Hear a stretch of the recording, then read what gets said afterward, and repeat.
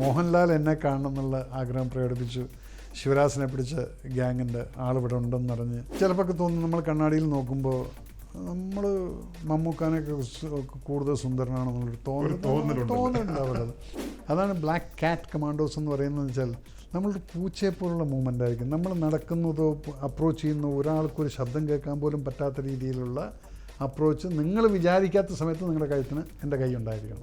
ഓർക്കുമ്പോൾ കണ്ണ് നിറയും. കാരണം അങ്ങനെയുള്ള ഡെഡിക്കേറ്റഡ് ഓഫീസേഴ്സിനെയൊക്കെ നമ്മൾ കമ്മിങ് അക്രോസ് ഈസ് ലക്ക്. അതുകൊണ്ടായിരിക്കും ഒരു പക്ഷേ നമ്മൾ അത്രയും ഡെഡിക്കേറ്റഡ് ആയിട്ട് നിന്നിട്ടുള്ളത്. Take one of the ambassador cars ഇതെല്ലാം ഹഷഷിൽ പറയാണ്. ഇയാളൊന്നും പറയാതെ തിരിച്ചുപോയി. പിന്നെ കാണുന്നത് എന്താ അറിയോ, ഭാര്യ ഒരു കുട്ടീനെ തോളത്തിട്ടിട്ടുണ്ട്. ഒരു കുട്ടിയെ ഇയാൾ കൊണ്ടുവരുന്നു, വാ പൊത്തിയിട്ടാണ് കൊണ്ടുവരുന്നത്.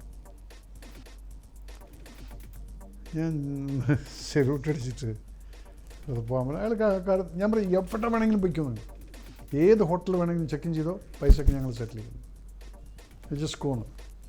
അപ്പോഴത്തേക്കും അവിടുന്ന് വൈറസ് ഞാൻ രാജസ്ഥാനിൽ വന്നു, സാർ ഈ അംബാസിഡർ വരുന്നുണ്ട്, അവരെ സെറ്റിൽ ചെയ്യണമെന്ന്. അത് പോയി. അവർ ഒന്നും അടക്കിയ പൂട്ടൊന്നും ചെയ്തില്ല. അങ്ങനെ ഞങ്ങൾ ഈ വീട് കയറി ഓക്യുപ്പൈ ചെയ്ത് എൻ്റെ 2 പിള്ളേരെ ഞാൻ അപ്പുറത്ത് കൊണ്ടുവിട്ടു. ലെഫ്റ്റ് സൈഡിൽ നിന്ന് ദൂരേക്കുള്ള അതിങ്ങനെ പോയിട്ട് കവർ ചെയ്തിട്ട് അവിടെ പറഞ്ഞ് ആ സൈഡിൽ നിന്ന് ആ ഏരിയ മുഴുവൻ നൈറ്റ് വിഷൻ ഗോഗിൾസിൽ കൺട്രോൾ. ഇപ്പുറത്ത് 2 പേരെ വെച്ചു. ഞങ്ങൾ 3 പേര്, ഡോക്ടർ, ഒരു എൻജിനീയറിൻ്റെ ആളും കൂടെ ഈ വീട്ടിനകത്തുണ്ട്. രാത്രി മുഴുവൻ ഇരുന്ന് വയർലെസ് കൂടെ തന്നെ കമ്മ്യൂണിക്കേഷൻ പോകുന്നുണ്ട്. Any moments, no movements.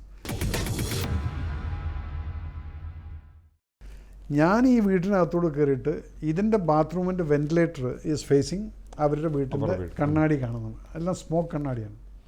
അപ്പോൾ നമ്മൾ രാത്രിയിൽ കുറേ നേരം ഇങ്ങനെ ഇരുട്ടത്തെങ്ങനെ നോക്കിയിരുന്ന് നമുക്ക് കാണാൻ പറ്റും, നമുക്കിങ്ങനെ കാഴ്ച കിട്ടും.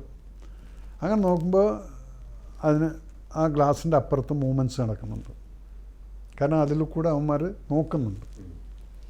അപ്പോൾ അവർ എലൈവാണ്, ഉറങ്ങല്ല അവരെന്നുള്ളത്. Now we are waiting. പിറ്റേ ദിവസം കാലത്ത് സൂര്യൻ ഉദിക്കുന്നു. അത് കഴിഞ്ഞ് ഒന്നും നടക്കുന്നില്ല, ഒരു പെർമിഷനുമില്ല, ഒന്നുമില്ല. കുറച്ച് കഴിഞ്ഞിട്ട് നമ്മൾ ഈ വീട്ടിലിരിക്കുന്ന സമയത്ത് ഇപ്പോൾ ഇത് പിറകിലാണ് ഇപ്പോൾ ഈ ടാർഗറ്റ്. അപ്പോൾ ഞാൻ ഇവിടെ ഇരിക്കുന്നുണ്ട്, ഇപ്പുറത്തൊരു റോഡുണ്ട്, അതങ്ങനെയാണ് അങ്ങോട്ട് പോകുന്നത്. ഈ റോഡ് ഇങ്ങനെ വന്നിട്ട് ഇങ്ങനെ റോഡ് പോകുന്നുണ്ട്, അത് അപ്പുറത്തേക്ക് പോകുന്നുണ്ട്. അപ്പോൾ ഇവിടെ ഇങ്ങനെ ഇരിക്കുന്ന സമയത്ത് പിന്നീട് കാണുന്നത് അവിടെയുള്ള പറമ്പിലൊക്കെ ആൾക്കാർ വരുന്നു. ഓഫീസിൽ പോകുന്ന ആൾക്കാരുടെ ടിഫിൻ ക്യാരിയറും ബാഗൊക്കെ ആയിട്ട് അവരോട് വന്നിരിക്കുന്നുണ്ട്. ഒരു കാഴ്ച കാണാനുള്ള സന്നാഹത്തിൽ അവിടെ അങ്ങനെ കുറേശ്ശെ ഉച്ചയായപ്പോഴത്തേക്കും ഏകദേശം നമ്മുടെ ഉത്രാളിക്കാവ് പൂരത്തിന് അത്രയില്ല, അതിൽ ഒരു പകുതിക്കാക്കിക്കോ എന്ന് പറഞ്ഞാൽ ഏകദേശം ഒരു 2000-3000 ആൾക്കാർ 4 ദിവസത്തേക്ക്. ഇവിടെ ഇത്രയും നേരവും നിങ്ങൾ ഇപ്പുറത്തെ വീട്ടിൽ പെർമിഷൻ കാത്തു നിൽക്കുകയാണ്. ആ പെർമിഷൻ കാത്തു നിൽപ്പാണ് ഈ 36 മണിക്കൂർ നീണ്ടത്. അപ്പോൾ ഇപ്പോൾ എപ്പോഴാണ് തുടങ്ങിയിരിക്കുന്നത്? 18-ാം തീയതി രാത്രി 10 മണിക്ക് വന്ന് കയറിയതാണ്. ഓക്കെ, ഇത് കഴിഞ്ഞ് ഞാനിങ്ങനെ നോക്കുന്നുണ്ട്. നോക്കുമ്പോൾ ആൾക്കാരിങ്ങനെ വന്നിരിക്കുന്നു. കുറച്ച് കഴിയുമ്പോഴത്തേക്ക് ഐസ്ക്രീം വെൻഡേഴ്സ് വരുന്നുണ്ട്, സമോസക്കാരന്മാർ വരുന്നുണ്ട്, കച്ചവടം നടക്കുന്നു. ഒരു പിടിയില്ല ഇത് എങ്ങനെ സംഭവിക്കുന്നു എന്നുള്ളത്. നമുക്ക് അവിടെ നടക്കുന്നൊന്നും അറിയുന്നില്ല, ആ വളവിൽ എന്താ നടക്കുന്നതെന്നല്ല, മെയിൻ റോഡിൽ നിന്ന് വന്നിട്ടുള്ളത്. ഞാൻ ഇരിക്കുന്നുണ്ട്, ഞാനും എൻ്റെ ബഡ്ഡിയുണ്ട്, അതുപോലെ തന്നെ ജയസിംഗും ഉണ്ടായിരുന്നു. വെള്ളം അവിടെ ഉണ്ടായിരുന്ന വെള്ളമൊക്കെ എടുത്ത് കുടിച്ച് ടോയ്ലറ്റ് ഞങ്ങൾക്ക് അവിടെ പോകാം, പക്ഷെ ബാക്കിയുള്ളവന്മാർക്കൊന്നും ചെയ്യാൻ പറ്റുന്നില്ല. അവിടെ ഉള്ള വെള്ളവും കുടിച്ചിട്ട് ഫ്രിഡ്ജിലൊന്നും നോക്കുമ്പോൾ ഒന്നും കാര്യമായിട്ടൊന്നും ഉണ്ടായിരുന്നില്ല. അതൊക്കെ വെച്ചെങ്കിലും ഇങ്ങനെ സർവൈവ് ചെയ്ത് പോകുന്നുണ്ട്. കുറച്ച് കഴിഞ്ഞ് എനിക്ക് മനസ്സിലായി സംഗതി കയ്യിൽ നിന്ന് പോയിരിക്കുന്നു. ഞാൻ ഈ വെൻറ്റിലേറ്ററിൽ കൂടെ നോക്കുമ്പോൾ അവിടെ അവനും അതേപോലെ തന്നെ ജനലിൻ്റെ അവിടെ വന്നിട്ട് ഇങ്ങനെ നോക്കുന്നുണ്ട്. അപ്പം അവനും ഈ വെൻറ്റിലേറ്ററിൽ ഞാൻ വരുന്നത് ഇവന് കാണുന്നുണ്ടെന്നുള്ളത് എനിക്ക് ഉറപ്പായിരുന്നു. ഇത് പോകുന്നു. ഇത് പോയിട്ട് പിന്നെ കുറച്ച് കഴിഞ്ഞിട്ട് ഒരു ഈവനിങ് വരയ്ക്ക് ആയപ്പോഴത്തേക്കും ആളും ബഹളവും എല്ലാം ഇഷ്ടംപോലെ അങ്ങ് കൂടിയിരിക്കുന്നു. ഇനി എന്തെന്നുള്ളതാണ്. അപ്പോഴത്തേക്കും ഞാൻ ഡൽഹിക്ക് മെസ്സേജ് അയച്ചു ഇൻഡയറക്ട്ലി. ഞാൻ പറഞ്ഞു colonel Dutta has to be here. അങ്ങേര് വന്നിട്ട് എൻ്റെ അടുത്ത് പോകാൻ പറഞ്ഞാൽ എനിക്കങ്ങ് പോവാം. എൻ്റെ ബോസ് അങ്ങേരാണ്. രാജു സാർ പറഞ്ഞോടോ തനിക്ക് ഈ ഓപ്പറേഷൻ എനിക്ക് പെർമിഷൻ തരാൻ പറ്റില്ല. എൻ്റെ അടുത്ത് കാർത്തികൻ പറഞ്ഞിട്ടുണ്ട്, I will take the final call എന്ന് പറഞ്ഞു. ഇത് ഫൈനൽ കോൾ. അപ്പോൾ അന്ന് തലേദിവസം രാത്രി കാർത്തികനായിട്ട് ഞാൻ സംസാരിച്ചു, സാർ വരേണ്ട ആവശ്യമില്ല സാറിന്, നത്തിങ്. അദ്ദേഹം നിർബന്ധിക്കുന്നത് അദ്ദേഹം വന്നിട്ട് ഹൈദരാബാദിലാണ്. ഞാൻ വന്നിട്ട് ചെയ്താൽ മതി. അദ്ദേഹം ഹൈദരാബാദിലുണ്ട്.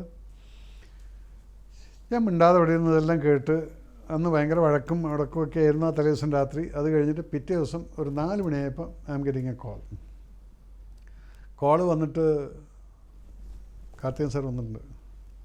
അപ്പം CBI director Vijayakaran sir.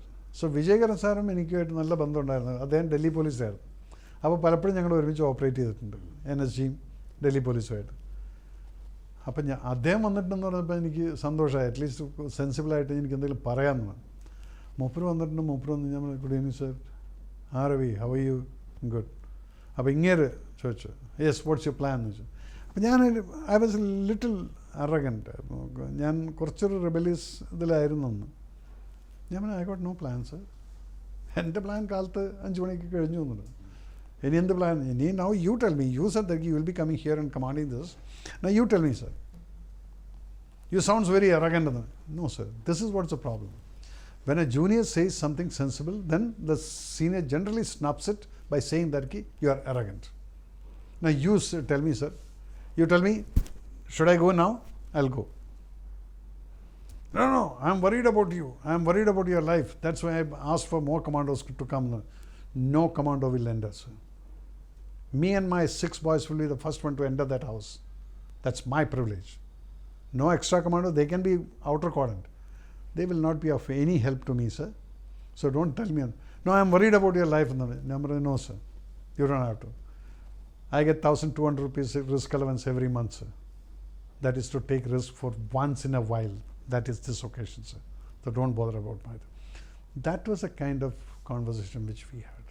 Now the whole media is standing there. Abba Vijaykaran just came and, Ravi, relax. We'll take a call. Thank you sir. ഞാനിങ്ങോട്ട് തിരിഞ്ഞപ്പോൾ മൂപ്പർ, okay media can come to the office, അല്ല briefing എന്ന് പറഞ്ഞു മൂപ്പർ. ഞാൻ തിരിഞ്ഞ് ഇങ്ങോട്ട് നടക്കുന്നു. അപ്പോൾ എൻ്റെ കയ്യിലൊരു തോക്ക് മാത്രമേ ഉള്ളൂ.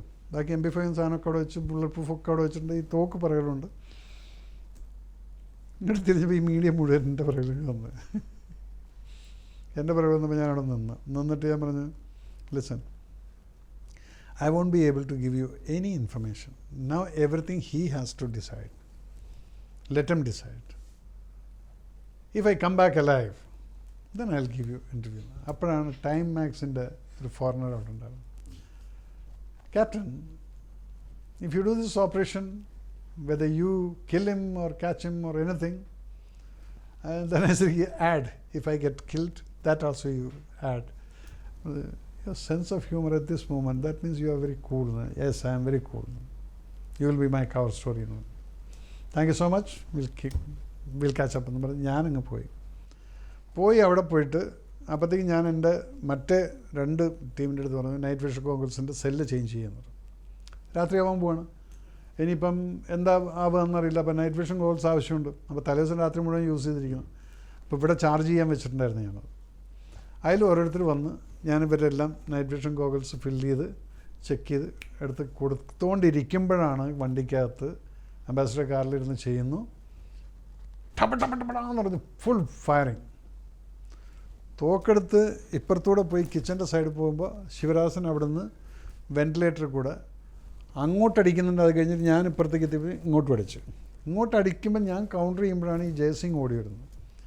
എൻ്റെ ബുള്ളറ്റ് പ്രൂഫ് ജാക്കറ്റ് അവിടെ കിടപ്പാണ് കാറിനകത്ത്. അതെടുത്തുകൊണ്ട് ഓടിങ്ങി വന്നിട്ട്, സാബ് ജി आपने ബുള്ളറ്റ് പ്രൂഫ് नहीं पहना. ഞാൻ പറഞ്ഞു ഹഡ്ജാ സാലേ, സാബ് ജി ഗോളിയിലേക്ക്. ഇതൊക്കെ നടക്കുന്ന ഫ്രാക്ഷൻ സെക്കൻഡ്സിലാണ്. അദ്ദേഹത്തിന് വെടികിട്ടി. ഗോളിയിലേക്കാന്ന് പറഞ്ഞ് സൈഡിലോട്ട് അങ്ങ് വലിച്ചിട്ട് നോക്കുമ്പോൾ പിറകിൽ ടച്ച് ചെയ്ത് നോക്കുമ്പോൾ ബ്ലഡ്. അപ്പോൾ സാധനം പോയിരിക്കുന്നു. അപ്പോൾ അത് കോംപ്ലിക്കേഷൻ ഒന്നും ഇല്ല. ഇനിയിപ്പം എവിടെയെങ്കിലും പോയി സ്റ്റക്കായി കഴിഞ്ഞാലാണ് നമുക്കറിയാൻ പറ്റില്ല. അപ്പോൾ സാധനം അങ്ങ് പോയി. അവൻ ഓക്കെയാണ്. तेरे कुछ लग रहे हैं? नहीं सर, थोड़ा दौड़ ठीक है. വേഗം അവിടെ ഉണ്ടായിരുന്ന കാറിൽ സിവിലിയൻ അവൻ്റെ അടുത്ത് നീ പിന്നെ ഏത് ഹോസ്പിറ്റലിൽ നെക്സ്റ്റ് ഇമ്മീഡിയറ്റ്ലി കൊണ്ടുപോകുന്നത്? ആരും ഇല്ല ഞങ്ങളുടെ കൂടെ. ഈ 2 എനിക്ക് ഒരു കമാൻഡോസിന് സ്പെയർ ചെയ്യാൻ പറ്റില്ല. ഈ ഡ്രൈവർ ഇയാൾ പറഞ്ഞു, സാർ ഞാൻ വണ്ടി എടുത്തോളാം, സാർ എനിക്ക് കവറ്, നീ ധൈര്യമായിട്ട് പൊയ്ക്കോ, ഞാൻ പറയുന്ന സമയത്ത് നീ പൊയ്ക്കോ. അപ്പോൾ എങ്ങനെയാണെന്ന് വെച്ചാൽ ഇവിടുന്ന് ഈ സൈഡിൽ ഞാനിങ്ങനെ ഫയർ ചെയ്ത് കഴിഞ്ഞാൽ ഈ വഴിക്ക് ഇവന് കാർ കൊണ്ടുപോയിട്ട് റിവേഴ്സ് അടിച്ചിട്ട് ഇങ്ങനെ അങ്ങ് പോവാം. അപ്പോൾ ഞാൻ പറഞ്ഞു, ഞാൻ ഇവിടെ വന്നിട്ട് ഫയർ ചെയ്യാൻ തുടങ്ങുമ്പോൾ നീ റിവേഴ്സ് എടുത്തോ, അതേ ഇതിൽ പൊയ്ക്കോ എന്ന് പറഞ്ഞു. അപ്പോൾ ഞാനിങ്ങനെ ബേസ്റ്റ് കൊടുത്തുകൊണ്ടിരിക്കാമെന്ന് പറഞ്ഞു. അങ്ങനെ ഫുൾ മാക്സിൻ ലോഡ് ചെയ്ത് ടടക്ക് ഇവൻ വണ്ടി എടുക്കുന്നു, പോകുന്നു, അവൻ വണ്ടി എടുത്തുകൊണ്ട് പോയി സേവ് ചെയ്ത് ഹോസ്പിറ്റലായി. Jayasingh got saved. 2-3 ദിവസം കഴിഞ്ഞപ്പോഴത്തേക്കും ജയസിംഗ് ഓക്കെ. ഇത് കഴിഞ്ഞിട്ട് പിന്നീട് കാണുന്നത് എന്താണ്, അപ്പം ഞാൻ ഈ പോയല്ല ബ്രീഫിങ്ങിന് പോയപ്പോഴാണ് മനസ്സിലാവുന്നത് എങ്ങനെയാണ് ഈ ആൾക്കാർ വന്നിരിക്കുന്നതെന്ന്. ഇത്രയും ക്രൗഡ് അവിടെ ഉണ്ട്. ഒരു 10-30 CRPFിൻ്റെ വണ്ടികൾ കൊണ്ട് നടത്തിയിരിക്കുന്നു. അത്രയും CRPFകാരെയും കൊണ്ട് നടത്തിയിരിക്കുന്നു.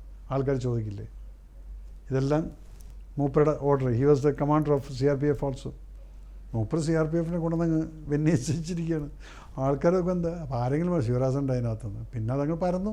അങ്ങനെയാണ് ഇവരിവിടെ കൂടിയിരിക്കുന്നത്.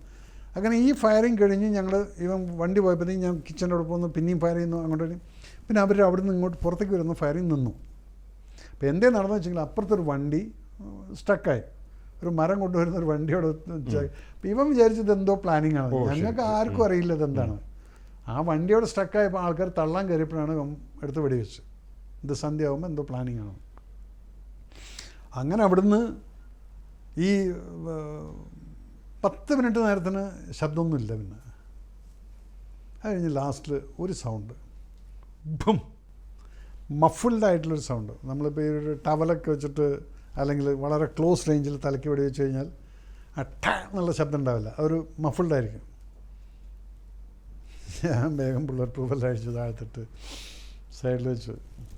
അപ്പം മറ്റോമാർ ചോദിച്ചു, സബ്ജിക്ക് അതാണ് മാറുതിയായ അപ്പനെ ആപ്കോ എന്ന് പറഞ്ഞു. പറഞ്ഞ പോലെ തന്നെ അത് ശിവരാസൻ മറ്റവൻ വെടിവെച്ചതാണ്. അവന് നെഹ്റു എന്ന് പറഞ്ഞവൻ വെടിവെച്ച് അവൻ്റെ കയ്യിലായിരുന്നു പിസ്റ്റൾ ഉണ്ടായിരുന്നു. ഞങ്ങൾ ഡെഡ് ബോഡീസ് റെയ്ഡ് ചെയ്ത് പിറ്റേ ദിവസം കാലത്ത് റെയ്ഡ് ചെയ്ത് അകത്ത് കയറിയ സമയത്ത് 5 ബോഡീസ് കിടപ്പുണ്ട്. ശിവരാസനും ശുഭയും എല്ലാം കൂടെ 5 പേര് ഒരുമിച്ച് കൈ ഇങ്ങനെ ചേർത്ത് ശിവരാസൻ്റെ ഇവിടെ തലയ്ക്ക് വെടി കൊണ്ടിട്ടുണ്ട്. ആ വെടി കൊണ്ടിരിക്കുന്നത് സ്വന്തം വെടിവെച്ചതല്ല, അത് അപ്പുറത്തുള്ള നെഹ്റു 2 പേര് ഇവിടെ കിടപ്പുണ്ടായിരുന്നു. അപ്പം നെഹ്റു വെടിവെച്ചിട്ട് അവിടെ പോയിട്ട് സയനൈഡും കഴിച്ച്, അങ്ങനെ എല്ലാവരും കൂടെ സയനൈഡും കഴിച്ചിട്ടാണ്. ഫുൾ ബ്ലഡും സയനൈഡുമായിട്ട് ആകെ ഒരു കുളമായിരുന്നു അവിടെ. പിന്നെ ഞാൻ പുറത്തിറങ്ങിയിട്ട് പറഞ്ഞ് ഇറങ്ങി വന്നപ്പോഴത്തേക്കും പിന്നെ അവിടെയും പ്രശ്നമൊക്കെ ഉണ്ടായി. പിന്നെന്താണെന്ന് വെച്ചാൽ അപ്പോഴത്തേക്കും നമ്മുടെ 18-ാം തീയതി കാലത്ത് എഴുന്നേറ്റ ആൾക്കാരാണ് നമ്മൾ. 18-ന് ഫുൾ സ്ലീപ്പില്ല, 19-ന് ഫുൾ സ്ലീപ്പില്ല, 20-ന് ഇത് ഇത്രയും മെൻ്റൽ ടെർമോയിൽ ഉറക്കം പോയി. പിന്നെ കണ്ണടച്ചാൽ അടയില്ല, ഒരു എരിവാണ്. അടച്ചു കഴിഞ്ഞാൽ നമുക്കിങ്ങനെ ഓർമ്മ വരുന്നത് എന്താണത്, നമ്മളിങ്ങനെ നമ്മൾ പ്ലാനിങ് ഇടുന്നതെല്ലാം നമ്മുടെ കണ്ണിലിങ്ങനെ വരും. അവനെ പിടിക്കുന്നു, അല്ലെങ്കിൽ വെടി ഇതൊക്കെയായിരുന്നു. പിന്നീട് പിറ്റേ ദിവസം 21-ാം തീയതി 20-ാം തീയതി രാത്രിയിൽ സ്ലീപ്പിംഗ് പിൽസ് അടിച്ചിട്ടാണ് ഉറങ്ങാൻ പറ്റിയിരിക്കുന്നത്. അപ്പോൾ ഇതൊന്നും ആർക്കും പറഞ്ഞാൽ മനസ്സിലായിട്ടേക്കോ. ഒരു കമാൻഡോ ലൈഫ് അല്ലെങ്കിൽ പട്ടാളത്തിൻ്റെ കാരണം പറയുമ്പോൾ ഒരു ശരീരത്തിന് എടുക്കാൻ പറ്റുന്നതിൽ കൂടുതൽ എടുക്കാൻ സാധിക്കുന്ന ആ ട്രെയിനിങ് ആണത്. അതാണ് ഇത്രയും ടഫ് ട്രെയിനിങ് കൊടുക്കുന്നതിൻ്റെ അർത്ഥം. എന്തിന്, ഇതുപോലുള്ള സിറ്റുവേഷൻസ് ചിലപ്പോൾ വരുമ്പോൾ എൻ്റെ ശരീരം എടുക്കും എന്നുള്ളതാണ്. ഞാൻ ഒരു ഇൻ്റർവ്യൂ ചെയ്തുകൊണ്ടിട്ട് ഒരു ഹൈപ്പോത്തറ്റിക്കൽ ചോദ്യമാണ്. ആ 36 മണിക്കൂർ എടുത്തില്ലായിരുന്നെങ്കിൽ, പെർമിഷൻ അന്ന് തന്നെ കിട്ടിയിരുന്നെങ്കിൽ, ഇന്ന് നമുക്ക് കുറച്ചും കൂടിയൊക്കെ കൂടുതൽ വിവരങ്ങൾ ലഭ്യമായ അതിൻ്റെ സത്യാവസ്ഥ നിങ്ങൾക്ക് ലോകം അറിയുമായിരുന്നു. ആ സത്യാവസ്ഥ അറിയാതിരിക്കാൻ ആർക്കായിരുന്നു ഇൻട്രസ്റ്റ് എന്നുള്ളത് അത് നിങ്ങൾ ആസ് ജേർണലിസ്റ്റ് അല്ലെങ്കിൽ അതെല്ലാം അതല്ലേ പറഞ്ഞത്. അതിപ്പോൾ ജോൺ എഫ് കെന്നഡിയുടെ ഒരു മരണം എന്നുള്ളത് പോലെ തന്നെ ഇതിനകത്ത് പല സ്ഥലങ്ങളിലും പല ദുരൂഹതകളും ഉണ്ടായിരിക്കും. അതിൽ ഇൻവോൾവ് ആകാൻ ഞങ്ങളാരുമല്ല. ഞങ്ങളുടെ പണി എന്താ, പിടിക്കാൻ പറഞ്ഞാൽ പിടിക്കുക, കൊല്ലാൻ പറഞ്ഞാൽ കൊല്ലുക, കൊല്ലാതെ പിടിക്കണം എന്ന് പറഞ്ഞാൽ അതും ചെയ്യുക. പക്ഷേ നമ്മളും human beings and I am also responsible citizen of this country. So you can analyse the things. അപ്പോൾ അവിടെ വരുന്നത് എന്താണെന്ന് ചോദിച്ചാൽ ഒരുപക്ഷേ അദ്ദേഹം ക്രെഡിറ്റ് എടുക്കാൻ വേണ്ടിയിട്ട് ഞാൻ വന്നിട്ട് ചെയ്താൽ മതിയെന്ന്. പക്ഷെ ഞാൻ അന്ന് പറഞ്ഞു, സാറ് വന്നാലും സർ ഞാൻ തന്നെയാണത് ചെയ്യേണ്ടത്. അതിപ്പോൾ ചെയ്താൽ എനിക്ക് അഡ്വാൻറ്റേജ് ഉണ്ട്, സർപ്രൈസ് ഉണ്ട്. പക്ഷെ ആ സർപ്രൈസ് എല്ലാം ലോസ് ആയതിനു ശേഷം ഞങ്ങൾ കയറുമ്പോൾ ശിവരാസൻ മരിക്കാൻ തീരുമാനിച്ചിരിക്കുന്നു. ഞാൻ വെയിറ്റ് ചെയ്യും. ഞാൻ അന്ന് രാത്രി ആത്മഹത്യ ചെയ്യില്ല, ഞാൻ വെയിറ്റ് ചെയ്യും. ഏതായാലും നീ എൻ്റെ കുറേ ആൾക്കാരെ പിടിച്ചാലടാ, നിന്നെ കൂടെ തട്ടിയിട്ട് ഞാൻ ചാവുള്ളൂ. ആ സമയത്ത് നീ എന്നെ തട്ടാണ് തട്ടിക്കോ, പക്ഷെ അതവൻ ചെയ്തില്ല. അത് ചിലപ്പോൾ എൻ്റെ കുറച്ചുകൂടെ ആയുസ് കൂടുതലുണ്ടാവുമായിരിക്കും. തോ ഇതെല്ലാം ഒരു കണക്റ്റഡ് എന്ന് പറഞ്ഞു കഴിഞ്ഞാൽ എവിടേക്കോ എന്തൊക്കെയോ. പിന്നെ എല്ലാം നടക്കുന്നത് ഒരു ഭാഗ്യം പോലെയൊക്കെ തന്നെയാണ്.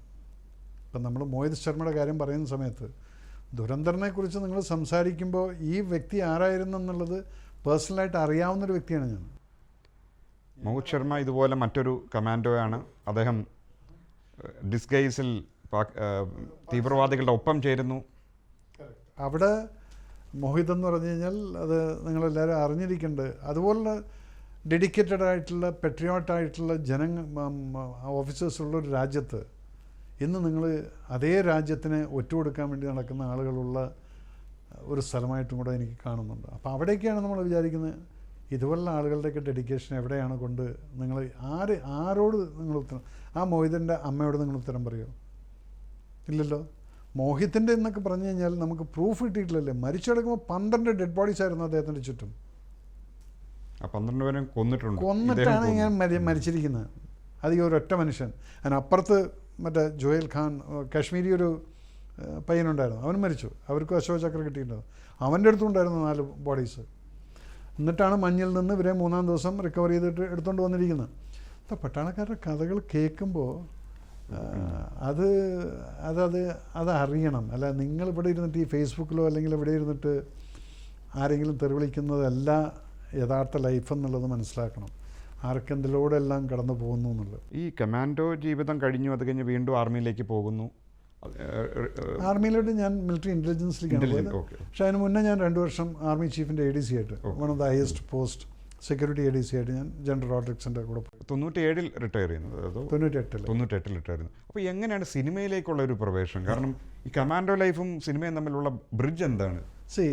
എവിടെയാണെങ്കിലും നിങ്ങൾക്ക് ഈ നമ്മൾ പറയും പട്ടാളത്തിൽ ദിമാമേ കീട കുസ്ജാത്ത. കീട എന്ന് പറഞ്ഞാൽ ഒരു സാധനം അതിനകത്ത് കയറുകയാണ്. അപ്പോൾ സിനിമ എന്നുള്ളത് എപ്പോഴും ഉണ്ടായിരിക്കും. നമ്മൾ എന്ത് ഓപ്പറേഷൻ കഴിഞ്ഞ് വന്നു കഴിഞ്ഞാലും, അന്നൊക്കെ VCR ഉള്ള സമയമായിരുന്നു, മെസ്സിൽ കയറിയിട്ട് ഒരു സിനിമ ഇട്ട് കാണും, അല്ലെങ്കിൽ തിയേറ്ററിൽ പോകും, സെക്കൻഡ് ഷോ കാണുക. അതവിടെ ഉണ്ട് മനസ്സിനകത്ത്. പക്ഷേ എപ്പോൾ എന്താണെന്നുള്ളത് അറിയില്ല. അങ്ങനെയാണ് പിന്നീട് ഞാൻ അവിടെ നിന്ന് ചീഫിൻ്റെ ADC ആയിട്ട് പോകുന്നു 2 വർഷം. അത് കഴിഞ്ഞ് ആർമി ഹെഡ്ക്വാർട്ടേഴ്സിൽ നിന്ന് അദ്ദേഹം റിട്ടയർ ആയപ്പോഴാണ് എൻ്റെ ഫസ്റ്റ് പോസ്റ്റിംഗ് പോർട്ട് ബ്ലെയറിൽ വരുന്നത്. അവിടെയാണ് സിനിമയിലോട്ടുള്ള മുഴുവൻ ടൈം എടുപ്പ് വരുന്നത്. അതെങ്ങനെ? അവിടെയാണ് പ്രിയേട്ടൻ കാലാപ്പാനി ഷൂട്ടിങ്ങുമായിട്ട് അവിടെ വരുന്നത്. അങ്ങനെയാണ് പ്രിയേട്ടനെയും മോഹൻലാലിനെയും പരിചയപ്പെടുന്നതും. അപ്പം മോഹൻലാൽ എന്നെ കാണണം എന്നുള്ള ആഗ്രഹം പ്രകടിപ്പിച്ചു. ശിവരാസിനെ പിടിച്ച ഗ്യാങ്ങിൻ്റെ ആളിവിടെ ഉണ്ടെന്നറിഞ്ഞ് അന്നും ഈ പറഞ്ഞ പോലെ തന്നെ താടിയും തലയൊക്കെ ആയിരുന്നു അവിടെ. ഞാൻ മിലിറ്ററി ഇൻ്റലിജൻസ് ഓപ്പറേഷനിലായിരുന്നു അവിടെ. അന്ന് അവിടുത്തെ ബേസിക്കലി എന്ന് പറഞ്ഞാൽ കൊക്കോ ഐലൻഡ് എന്നൊക്കെ പറഞ്ഞിട്ടുള്ള ചൈനയായിട്ടുള്ളൊരു പ്രശ്നങ്ങളൊക്കെ ഉള്ള, ബർമയും ഇതൊക്കെ ഉള്ളത്. അപ്പോൾ ഇതിൻ്റെയൊക്കെ ഇൻ്റലിജൻസ് റിപ്പോർട്ട് കളക്ട് ചെയ്യുക, ഫോറിനേഴ്സ് വരുന്ന സമയത്ത് നോക്കുക, അതൊക്കെയായിരുന്നു നമ്മുടെ ജോലി അന്ന്. അതിലിടയ്ക്കാണ് ഇവരുടെ ഷൂട്ടിങ്ങിന് വരുന്നതും അവരെ യാദൃച്ഛികമായിട്ട് പരിചയപ്പെടാൻ കാരണവും. അതിൻ്റെ ഏറ്റവും വലിയൊരു കാരണം എന്ന് പറയുന്നത് സുരേഷ് ബാലാജി എന്ന് പറയുന്ന എൻ്റെ സഹോദര തുല്യനായിട്ടുള്ള ബ്രദർ, കെ ബാലാജിയുടെ മോഹൻലാലിൻ്റെ അളിയൻ, സുച്ചിയുടെ ബ്രദർ, ബാലാജി സാറിൻ്റെ മോഹൻ. മൂപ്പരാണ് എന്നെ ആദ്യം പരിചയപ്പെടുന്നത്. അങ്ങനെ പരിചയപ്പെട്ട് മോഹൻലാലിൻ്റെ അടുത്ത് കൊണ്ടുപോയി. പിന്നെ അതൊരു വേറൊരു ചാപ്റ്ററായിട്ട് അങ്ങ് മാറുന്നു. അപ്പം എന്താ വെച്ചാൽ നമുക്ക് ചിലപ്പോൾ തോന്നും, നമ്മൾ കണ്ണാടിയിൽ നോക്കുമ്പോൾ നമ്മൾ മമ്മൂക്കാനൊക്കെ കൂടുതൽ സുന്ദരനാണെന്നുള്ളൊരു തോന്നലുണ്ടാവുന്നത് സ്വാഭാവികം. അപ്പം നമുക്ക് അഭിനയിക്കാൻ അവരഭിനയിക്കുന്ന പോലെയൊക്കെ. അപ്പം അതിനായിട്ട് ഇറങ്ങി നോക്കുമ്പോഴാണ് അറിയുന്നത്, മോനെ അത് നടക്കില്ല, നിനക്ക് അതിൻ്റേതായിട്ടുള്ള ചില ചേരുവകളൊക്കെ ഉണ്ടാവും, നടക്കില്ല. പിന്നെയാണ് ഞാൻ പ്രിയേട്ടൻ്റെ കൂടെ അസിസ്റ്റൻ്റായിട്ട് കയറുന്നത്. അങ്ങനെ ഒരു 120ഓളം ആഡുകൾ, വലിയ വലിയ ആഡുകൾ അസിസ്റ്റൻ്റായ ഒരു 10-20 ആഡ് കഴിഞ്ഞപ്പോൾ മനസ്സിലാവും ഇതാണ് ഡയറക്ഷൻ എന്നുള്ളത്. അങ്ങനെ ഞാനും മൂപ്പരെ കമ്പനിയാണ് എൻജോയ് ചെയ്തിരുന്നത്. പ്രിയേട്ടനോടെ തന്നെ അടിച്ചു പൊളിച്ചിങ്ങനെ നടക്കാം. പക്ഷെ പിന്നീടൊരു അവസരത്തിലാണ് തോന്നിയത് സിനിമ ചെയ്യാൻ. അങ്ങനെയാണ് ഞാൻ ആ 7 പേരെ കൊന്നിട്ടുള്ളൊരു ഓപ്പറേഷൻ എടുത്തിട്ട് മാറ്റി ആ കീർത്തിചക്ര എന്നുള്ള സംഭവം ആക്കി മാറ്റുന്നതും. അതിലാണ് എനിക്ക് ഗാലറി മെഡൽ കിട്ടിയിരിക്കുന്നത്. ബാക്കിയുള്ള നമ്മൾ പറയാൻ വിട്ടുപോയി, ഇതിനിടയ്ക്ക് 2 ഗാലറി മെഡലുകൾ പ്രസിഡന്റ് കയ്യിൽ നിന്ന് ഗാലറി മെഡൽ ലഭിച്ചിട്ടുണ്ട്. അപ്പോൾ അത് വാങ്ങിച്ചിട്ട് ആ ഒരു ഓപ്പറേഷനാണ് ഞാൻ, പഞ്ചാബിലത്തെ ഓപ്പറേഷനായിരുന്നത്. 7 പേരെ കൊന്നിട്ടുള്ളതും അതിനകത്ത് ലാസ്റ്റിലത്തെ 7ാമത്തവനെ ഒരു സർപ്രൈസായിട്ട് വന്നതും അതൊക്കെ അതുപോലെ തന്നെ കിരിച്ചക്രിയിൽ അങ്ങനെ ചിത്രീകരിച്ച്. അപ്പോൾ അതെടുത്തിട്ട് നമ്മൾ കാശ്മീരിലെ കുപ്വാടയിലത്തെ ആ സിറ്റുവേഷൻ ഇട്ട് കൊടുത്ത് അതൊരു കഥയായി മാറ്റി. അപ്പോൾ അത് പറയുമ്പോൾ എല്ലാം ആൾക്കാർക്ക് ഭയങ്കര ഇൻട്രസ്റ്റ് ആയിട്ട് തോന്നി. അങ്ങനെയാണ് ഞാനതിരുന്ന് എഴുതുന്നത്. ഒരുപക്ഷെ ആളുകൾക്ക് പൊതുവെ അറിയത്തില്ലായിരിക്കാം, ആദ്യത്തെ സിനിമ ഇതല്ലല്ലോ, ഡയറക്റ്റ് ചെയ്ത ആദ്യത്തെ സിനിമ പുനർജനി എന്ന് പറയുന്നത് മോഹൻലാലിൻ്റെ മോനെ വെച്ചിട്ട് ചെയ്തിട്ടുള്ള പടമാണ്. അത് ആക്ച്വലി ഞാൻ ഡയറക്റ്റ് ചെയ്യേണ്ട പടമല്ലായിരുന്നു. അതെൻ്റെ ഫ്രണ്ടുണ്ട് രാജേഷ് അമനകരൻ, അവൻ 2-3 പടങ്ങൾ ഡയറക്റ്റ് ചെയ്തിട്ടുണ്ട്. അപ്പോൾ അവൻ കഥയും കൊണ്ട് വന്നപ്പോഴാണ് ഞാൻ അപ്പൂൻ്റെ അടുത്ത് പോയി കഥ പറഞ്ഞിട്ട് അപ്പൂനെയും കൊണ്ട് പോകുന്നത്. പട്ടാമ്പിയിൽ വെച്ചിട്ടാണ് നമ്മൾ ഷൂട്ട് ചെയ്യുന്നത്, തിരുമറ്റക്കുട അമ്പലവും അവിടെ ഇവിടെയൊക്കെ ആയിട്ട്. അവിടെയാണ് ഞാൻ ഇതിൻ്റെ ഇടയിൽ ഡയറക്ഷനിലോട്ട് അങ്ങ് ചെല്ലുന്നത്. അപ്പോൾ രാജേഷ് രവിട്ട നമുക്ക് 2 പേർക്കും കൂടെ അങ്ങ് വന്നു. അങ്ങനെ ഞങ്ങൾ 2 പേരും കൂടെ ചെയ്ത പടമാണത്. അതുകൊണ്ട് അതിന് ആ പടത്തിന് പ്രണവ് മോഹൻലാലിന് അവാർഡ്, വർഷത്തെ സംസ്ഥാന അവാർഡും കിട്ടിയിട്ടുണ്ട്, ബാലതാരത്തിനുള്ള അവാർഡ് കിട്ടിയിട്ടുണ്ട്. ആദ്യത്തെ സിനിമ എന്താണെന്ന് ചോദിച്ചാൽ പുനർജനി എന്ന് പറയണോ കീർത്തിചക്ര എന്ന് പറയണോ, എന്ത് പറയണം? സിനിമ എന്ന് പറഞ്ഞു കഴിഞ്ഞാൽ അത് പുനർജനി തന്നെയാണ്. പക്ഷെ നമ്മൾ ഇൻഡിപെൻഡൻ്റ് ആയിട്ട് ചെയ്തിട്ടുള്ളത് കീർത്തിചക്ര. അതാണ് നമ്മുടെ ഡ്രീം പ്രോജക്റ്റ് ആയിരുന്നു. അപ്പം അതുകൊണ്ടെന്തായി, അരവിന്ദൻ പുരസ്കാരം അത് ഡെബ്യൂ ഡയറക്ടർക്കുള്ളതാണ്. എനിക്ക് കിട്ടിയില്ല. എന്നെ വിളിച്ചു പറഞ്ഞു, ഓ നിങ്ങൾക്ക് അവാർഡുണ്ട് കേട്ടോ. ഞാൻ പറഞ്ഞു ഇല്ല, അത് പറ്റില്ല, കാരണം ഞാൻ മറ്റേ എൻ്റെ പേരുണ്ട് എന്ന് പറഞ്ഞു. അപ്പോൾ അവർ പറഞ്ഞു, ഓ അതുണ്ടല്ലേ നമ്മൾ അങ്ങനെ. അപ്പോൾ അതുകൊണ്ട് നമ്മൾ ഒരിടത്തും ആരും ചീറ്റ് ചെയ്തിട്ട് ഇതില്ല. ഞാൻ പറഞ്ഞത് നിങ്ങൾക്ക് തരാൻ പറ്റില്ല അത്, കാരണം എന്ന് വെച്ചാൽ ഞാൻ ഒരു പടത്തിൽ എൻ്റെ പേരുണ്ട്. അങ്ങനെയാണ് അരവിന്ദൻ പുരസ്കാരം ഇന്ന് പോയത്. അല്ലെങ്കിൽ അതൊരു പ്രസ്റ്റീജിയസ് സാധനം കിട്ടുമായിരുന്നു. വഴുതിപ്പോയി. അത് പലയിടത്തും ഇപ്പം നാഷണൽ അവാർഡും അനൗൺസ് ചെയ്ത് നമ്മൾ ഇൻ്റർവ്യൂ അടക്കം പോയതാണ്. അത് കഴിഞ്ഞ് അങ്ങ് പോയി. എന്താണെന്ന് വെച്ച് കഴിഞ്ഞാൽ അന്നൊക്കെ പൊളിറ്റിക്സും കാര്യങ്ങളൊക്കെ ഉണ്ട്, റെക്കമെൻഡേഷൻസ്. അതുകൊണ്ടായിരുന്നു ഞാൻ നാഷണൽ അവാർഡ് ജൂറി ചെയർമാനായ സമയത്ത് ഞാൻ പറഞ്ഞു അങ്ങനെ ഇല്ല, അത് ഡിസർവിങ് ആയിട്ടുള്ള ആളുകൾക്ക് നമ്മൾ കൊടുത്തിരിക്കും എന്നുള്ളത്. അതിനകത്ത് വേറൊരു റെക്കമെൻഡേഷനൊന്നും അനുവദിക്കേണ്ട കാര്യമില്ല. പക്ഷെ പലയിടത്തും പലതൊക്കെ നടക്കുന്നുണ്ടായിരിക്കും, ദാറ്റ്സ് ഓക്കെ. സോ അങ്ങനെയൊക്കെയുള്ള ഒരു ലൈഫ് കഴിഞ്ഞ് പിന്നീട് രാഷ്ട്രീയം ഇന്ന് ഏറ്റവും അധികം വെറുക്കപ്പെട്ട വ്യക്തിയായിട്ട് മാറിയിരിക്കുന്ന ഞാൻ എന്തുകൊണ്ടെന്ന് ചോദിച്ചു കഴിഞ്ഞാൽ എൻ്റെ പാർട്ടിയാണ്. ഇവിടെ കേരളത്തിൽ BJP എന്നങ്ങനെ പറഞ്ഞു കഴിഞ്ഞാൽ വർഗീയ പാർട്ടി എന്നും പറഞ്ഞുകൊണ്ട് ഇപ്പം മേജർ രവി വർഗീയനാണ്. ഓക്കെ, വളരെ പെട്ടെന്ന് ബ്രാൻഡ് ചെയ്യപ്പെടും. അതിപ്പം സ്വാഭാവികം. എന്ത് നടന്നു കഴിഞ്ഞാലും തെറി വിളിക്കാൻ ഒരു കൂട്ടം ആൾക്കാരോടുണ്ടായിരിക്കും ഫേസ്ബുക്ക്. പക്ഷെ ഞാൻ ഈ സാധനം നോക്കില്ല. എനിക്ക് പറയാനുള്ളത് ഞാൻ പറഞ്ഞിട്ടുണ്ടെങ്കിൽ പോകും, നീ ഇനി തല്ലുപിടിക്കാമെന്ന്. നിങ്ങൾ വിചാരിക്കും എന്നെ എയർ കയറ്റി, നിങ്ങളെ എയർ കയറ്റുന്നതിന് മുന്നേ ഞാൻ സാറ്റലൈറ്റിൽ പോയിട്ടിരുന്നിട്ട് വേറെ പ്ലാൻ ചെയ്യുകയാണ്, ഇനി ഇപ്പം എന്ത് ചെയ്യണം, പിന്നെ എന്ത് കൊടുക്കണം എന്നുള്ളത്. അതുകൊണ്ട് എനിക്കിതൊന്നും ബാധിക്കില്ല. പിന്നെ നിങ്ങൾ എന്നെ എന്ത് വിളിക്കും, പലതും വിളിക്കുന്നു, മറ്റവൻ, കട്ടവൻ. ഇപ്പം എനിക്ക് കഥ കക്കേണ്ടി വന്ന ഗതികേടടക്കം ഉണ്ടായിട്ടുള്ള കർമ്മയോധന. അത് ബേസിക്കലി ഒരുത്തൻ വീട്ടിൽ വന്നിരുന്ന് എൻ്റെ അസിസ്റ്റൻ്റായിരുന്നു, അത് കോപ്പി ചെയ്ത് കൊണ്ടുപോയിട്ട് ബെസ്റ്റ് എന്താണെന്ന് വെച്ചാൽ ഇതുവരെ കോടതി പടവും ഇതും കൂടെ രണ്ടും കൂടെ കണ്ടിട്ടില്ല. ഇത് രണ്ടും കൂടെ കമ്പയർ ചെയ്തതല്ല ഇതാണ് കഥ എന്നുള്ളത്. അപ്പോൾ അതെൻ്റെ വക്കീലിൻ്റെ വീക്ക് പോയിൻറ്റ്. അതിപ്പം ഇനിയിപ്പോൾ ഞങ്ങൾ വാദിച്ചിട്ട് ഇനിയിപ്പോൾ രണ്ടാമത് എടുപ്പിക്കണത് അതൊക്കെ വരും. പക്ഷേ അതിന് മുന്നേ നമ്മളെന്തായി കള്ളനായി. ഇപ്പം എന്താ വെച്ചാൽ ഞാൻ വേറെ കണ്ടിട്ടുണ്ട്, മേജർ രവി തെറി വിളിച്ച നല്ല റീച്ചാണ്. അവരരി വാങ്ങിച്ചോട്ടെ എന്ന് പാവങ്ങൾ. ഞാൻ അതിനെക്കുറിച്ച് ഞാൻ ചിന്തിക്കാറേ പോകാറില്ല. എന്നെ തെറി വിളിക്കുന്നു, അവനാണ് അഴുക്കച്ചിറക്കി ഞാൻ ഏതോ ഒരുത്തനോട് ഒരുത്തന്നെ ഇത് പറഞ്ഞു. ഞാനതൊന്നും മൈൻഡ് ചെയ്യാറില്ല. കാരണം അവരൊക്കെ ജീവിക്കുന്നത് എന്നെ വെച്ചിട്ടാണ്. നീ ജീവിച്ചു പോടെ, എനിക്ക് നിൻ്റെ ഒന്നും ആവശ്യമില്ല. നമ്മളെ നിങ്ങൾ എന്ത് വേണമെങ്കിലും പറഞ്ഞോ. അപ്പോൾ രാഷ്ട്രീയത്തിൽ എന്താണ് പ്രശ്നം എന്ന് പറഞ്ഞു കഴിഞ്ഞാൽ പലർക്കും ഇയാൾ BJPക്കാരനാണ്, നിങ്ങൾ മാർക്സിസ്റ്റ് ആയാലും പ്രശ്നമില്ല. അതിന് എനിക്കും കൂടെ ആശയം ഒത്തുചേർന്ന് പോകാൻ പറ്റണ്ടേ, എങ്കിലേ എനിക്കത് പറ്റുള്ളൂ. പിന്നെ നിങ്ങൾ എന്നെ വർഗീയവാദി എന്ന് പറഞ്ഞു കഴിഞ്ഞാൽ നിങ്ങൾ എന്ത് വേണമെങ്കിലും വിളിച്ചോ, ഞാൻ ആരാന്നുള്ളത് ഇവിടുത്തെ എൻ്റെ മുസ്ലിം സഹോദരങ്ങൾക്കും അറിയാം, ബാക്കിയുള്ള ക്രിസ്ത്യൻസിനും എല്ലാവർക്കും അറിയാം ഞാൻ ആരാന്നുള്ളത്. ഞാൻ എത്ര ആളുകളെ എന്തെല്ലാം ഞാൻ ചെയ്ത് സഹായിക്കുന്നുണ്ടെന്നുള്ളത് പറയാൻ ആഗ്രഹിക്കുന്നില്ല. ഇടയ്ക്ക് ഒന്ന് സിനിമയിലേക്ക് ഒന്ന് പോവുകയാണ്. അപ്പോൾ എൻ്റെ ഒരു സംശയം ഇതാണ്, കീർത്തിചക്ര മുതൽ പിക്കറ്റ് 43 വരെയും കണ്ടിന്യൂസ് ആയിട്ട് ഓരോ വർഷം അല്ലെങ്കിൽ 2 വർഷത്തിലൊരിക്കൽ സിനിമകളുണ്ട്. 2017 അവസാനത്തെ സിനിമ 1971 അല്ലേ, ബിയോണ്ട് ബോർഡേഴ്സ് ചെയ്യുന്നു. നീണ്ട കാലത്തെ ഒരു വിടവാണ്. അതെന്താണെന്ന് വെച്ചാൽ പറയാം. 9 വർഷം. 2018 ഞാൻ ഹനാര ചെയ്യേണ്ടതായിരുന്നു. നിവിൻ പോളി വെച്ച് ഒരു ലവ് സ്റ്റോറി പട്ടാളത്തിൻ്റെ. അത് ഒരു വർഷം ഇങ്ങനെ പോയി. അതിനിടയ്ക്ക് അതിൻ്റെ ക്യാമറമാൻ വേറൊരു ഹിന്ദി പടം ചെയ്യാൻ പോയി. അപ്പോൾ അതവിടെ ഡിലേ ആയി. പിന്നെ വരുന്നത് കോവിഡ് വരുന്നു, അതവിടെ ഡിലേ ആയി 2 വർഷം. ഇങ്ങനെ ഒന്നൊന്നായിട്ട് ഡിലേ ആയി. ഇതിൻ്റെ ഇടയ്ക്ക് ഞാൻ വേറൊരു സംഭവത്തിന് വേണ്ടി ഹോം മിനിസ്ട്രി ആയിട്ട് അസൈൻ ചെയ്തൊരു ഓപ്പറേഷന് വേണ്ടിയിട്ടൊക്കെ പെർമിഷനൊക്കെ വാങ്ങിച്ച അതും ലൈനിൽ കൂടെ നടക്കുകയായിരുന്നു. അത് വലിയൊരു മേജർ ഓപ്പറേഷൻ ആയിരുന്നു. അതിനുള്ള ഭാഗ്യം എനിക്ക് കിട്ടിയില്ല. അല്ലെങ്കിൽ ഞാനും എവിടെയെങ്കിലും ഒരു അജ്ഞാതനായിട്ട് നിങ്ങൾക്ക് കേൾക്കപ്പെടായിരുന്നു. അത് പറ്റിയില്ല. അപ്പോൾ അത് വിട്ടു. അത് പക്ഷെ അതിപ്പോഴും ഞാൻ ഉണർത്തിക്കൊണ്ടിരിക്കുന്നുണ്ട്. അതൊരു സൈഡിൽ കൂടെ, കോവിഡ് ഒരു സൈഡിൽ കൂടെ. പിന്നെ അപ്പോഴത്തേക്കും നിവിൻ പോളി വേറൊരു ലെവലിലായി. അത് വേറൊരു ഇതിൽ പോയി, അതവിടെ നിന്നു. പിന്നീട് എന്താ ഉണ്ടായത്? ഓക്കെ എന്തെങ്കിലും ചെയ്യാം. പിന്നെ എവിടേക്കോ പിന്നെ തന്നെ I started concentrating on my major reveals academy. അപ്പോൾ ആ അക്കാഡമിയിൽ എന്താണെന്ന് വെച്ചാൽ പിന്നെ എനിക്ക് സാറ്റിസ്ഫാക്ഷൻ കിട്ടാൻ തുടങ്ങി. ഇപ്പോൾ കഴിഞ്ഞ 3 മാസത്തിനകത്ത് എൻ്റെ 870 പിള്ളേർ ടെസ്റ്റ് പാസ്സായിട്ടിരിക്കുകയാണ് പട്ടാളത്തിൽ ചേരാൻ വേണ്ടിയിട്ട്. 3 മാസത്തിൻ്റെ ട്രെയിനിങ് കൊണ്ട് അതിൽ കിട്ടുന്നൊരു സാറ്റിസ്ഫാക്ഷൻ ഉണ്ടല്ലോ, അതൊരു ഭയങ്കര സാറ്റിസ്ഫാക്ഷൻ. കാരണം ഇപ്പം ഞാൻ എന്താ ചെയ്യുന്നത് വെച്ചാൽ ഈ കിട്ടിയ കുട്ടികളെ ക്യാഷ് അവാർഡ് കൊടുത്തിട്ട് ഞാൻ പറഞ്ഞു വിടും. അത് കഴിഞ്ഞിട്ട് ഇവർ അമ്മമാരെ വിളിച്ചിട്ട് വീർ മാതാസ് എന്നുള്ളൊരു സർട്ടിഫിക്കറ്റ് അടിച്ചിട്ട് ഇവരെ ഞങ്ങൾ ആദരിക്കുന്നുണ്ട്.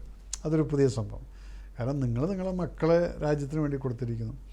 ഇതിലൊക്കെ കിട്ടുന്ന സാറ്റിസ്ഫാക്ഷൻ ഉണ്ടല്ലോ. നിങ്ങളവിടെ ഇരുന്നിട്ട് ഫേസ്ബുക്കിൽ ഇരുന്നിട്ട് തെരുവിളിക്കുക എന്ത് വേണമെങ്കിലും ചെയ്തു. അത് നിങ്ങളുടെ മൈൻഡ് സെറ്റ്. എൻ്റെ മൈൻഡ് സെറ്റ് ഞാൻ എൻ്റെ പോസിറ്റീവ് മൈൻഡ് സെറ്റിൽ ഇങ്ങനെ പോയിക്കൊണ്ടിരിക്കും. നിങ്ങൾ എന്ത് വിളിച്ചാലും അല്ലേ എന്നെ വല്ലതും ചെയ്യണമെങ്കിൽ എൻ്റെ നേരിട്ട് വന്ന് ചെയ്യേ.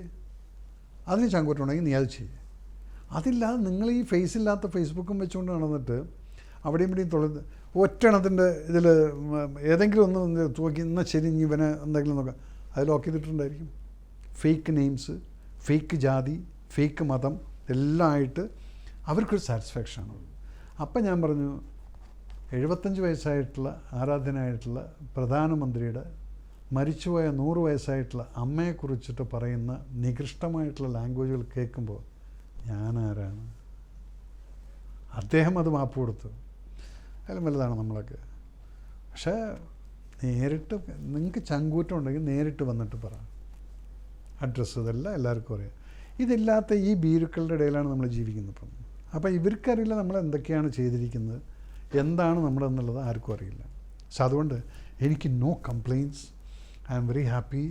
Let it go like this. നമുക്ക് ഓപ്പറേഷൻ സിന്ദൂർ സിനിമ ചെയ്യണമെന്നുണ്ട്. മലയാളികൾ എല്ലാവരും വളരെ ശ്രദ്ധാപൂർവ്വം കാത്തിരുന്നാണ് താങ്കളുടെ അതെ അനൗൺസ്മെൻ്റ് ഒക്കെ എല്ലാം ഉണ്ടായിരുന്നു. അത് ചില കാരണങ്ങളെ കൊണ്ട് അങ്ങോട്ടൊക്കെ ആയി. പക്ഷെ ഞാനത് ചെയ്തിരിക്കും. അത് ആരെന്താന്നുള്ളത് ചോദിക്കരുത്. പക്ഷെ ആ സംഭവം നിങ്ങളെ മനസ്സിൽ തട്ടുന്ന രീതിയിലുള്ള കഥ ഞാൻ എഴുതി വെച്ചിട്ട് അത് ആർമി പെർമിഷൻ അടക്കം കിട്ടിയിരിക്കുന്നു. Army also is very happy that yes you have done it a very emotional film. അതിനകത്തൊരു ജാതിയോ മതത്തിൻ്റെ അല്ല, ഒരു ഇന്ത്യക്കാരൻ എന്നുള്ളൊരു ഫീലിങ്ങിൽ നിങ്ങൾക്ക് കിട്ടാവുന്ന ഏറ്റവും അധികം ഒരു സാധാരണക്കാരൻ്റെ മാനുഷികം. ഒരു 26 പേര് മരിച്ചുപോയി കഴിഞ്ഞാൽ ആ 26 പേരുടെ മനസ്സ് എന്തായിരുന്നു, മരിച്ചവരുടെ അല്ല, അവരെ കണക്ട് ചെയ്തിട്ടുള്ള ആളുകൾ ഒന്നും തെറ്റ് ചെയ്യാതെ അവരനുഭവിച്ച ആ വേദനകൾ കൂടെയാണ് ഈ കഥ പോകുന്നത്.